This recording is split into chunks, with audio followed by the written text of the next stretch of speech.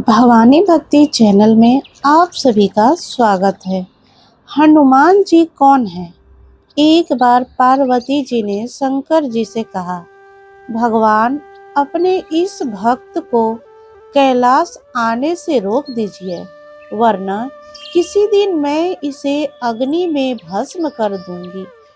यह जब भी आता है मैं बहुत असहज हो जाती हूँ। यह बात मुझे बिल्कुल भी पसंद नहीं है। आप इसे समझा दीजिए, यह कैलाश में पर न करे। शिव जी जानते थे कि पार्वती सिर्फ उनके वरदान की मर्यादा रखने के लिए रावण को कुछ नहीं कहती है।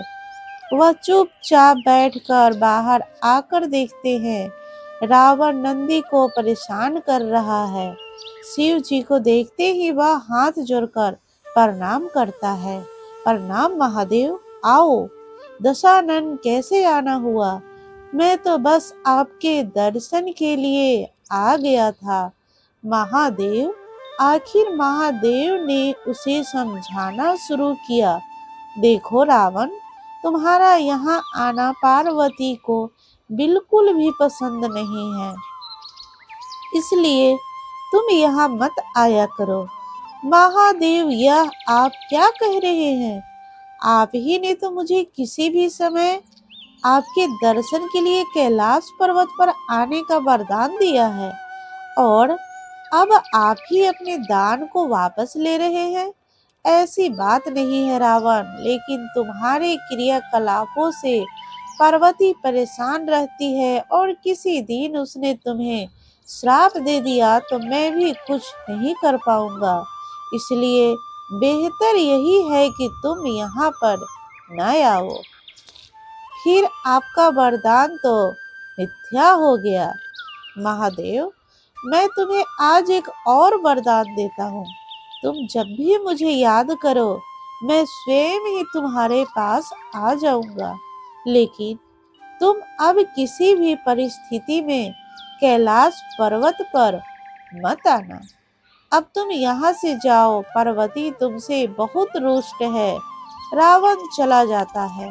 समय बदलता है। हनुमान जी रावण की श्रवण नगरी नका को जलाकर राख करके चले जाते हैं, और रावण उनका कुछ नहीं कर सकता है। वह सोचते सोचते परेशान हो जाते हैं कि आखिर उस हनुमान में इतनी शक्ति आई कहाँ से। परेशान होकर वह महल में ही स्थित शिव मंदिर में जाकर शिव जी की प्रार्थना आरंभ करता है। उसकी प्रार्थना से शिव जी प्रसन्न होकर प्रकट होते हैं। रावण अभिभूत होकर उनके चरणों में गिर पड़ता है। कहो दशानन, कैसे हो? शिव जी पूछते हैं। आप अंतर्यामी हैं महादेव, सब कुछ जानते हैं। प्रभु, एक अकेले बंदर ने मिली लंका को और मेरे दर्प को भी जलाकर राख कर दिया। मैं जानना चाहता हूँ कि यह बंदर किसका नाम हनुमान है। जिसका नाम हनुमान है आखिर कौन है? और प्रभु, उसकी पूंछ तो और भी ज्यादा शक्तिशाली थी। किस तरह सहजता से मेरी लंका को जला दिया? मुझे बताइए कि यह हनुमान कौन है। शिव जी मुस्कुराते हुए रावण की बात सुनते रहते हैं, और फिर बताते हैं कि रावण, यह हनुमान और कोई नहीं, मेरा ही रुद्र अवतार है। विष्णु ने जब यह निश्चय किया कि वे पृथ्वी पर अवतार लेंगे और माता लक्ष्मी भी साथ ही अवतारित रही होगी, तो मेरी इच्छा हुई कि मैं भी उनकी लीलाओं का साक्षी बनूं। और जब मैंने अपना यह निश्चय पार्वती को बताया तो वह हटकर बैठी कि मैं भी साथ ही रहूंगी। लेकिन यह समझ नहीं आया कि उसे इस लीला में किस तरह भागीदार बनाया जाए। तब सभी देवताओं ने मिलकर मुझे यह मार्ग बताया। आप तो बंदर बन जाइए और शक्ति स्वरूपा पार्वती देवी आपकी पूछ के रूप में आपके साथ रहे, तभी आप दोनों साथ रह सकते हैं। और उसी अनुरूप मैंने हनुमान के रूप में जन्म लेकर राम जी की सेवा का व्रत लिया और शक्ति रूपा पार्वती ने पूज के रूप में और उसी सेवा के फल स्वरूप तुम्हारी लंका का दहन किया।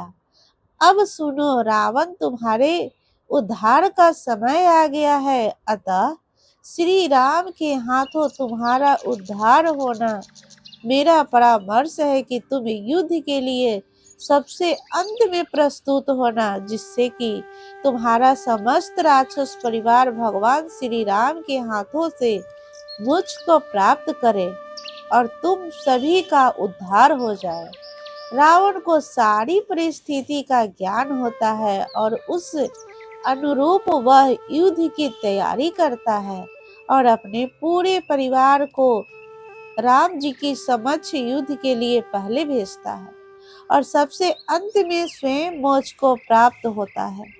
दोस्तों, कहानी पसंद आई हो तो लाइक करें और सब्सक्राइब करना मत भूलें।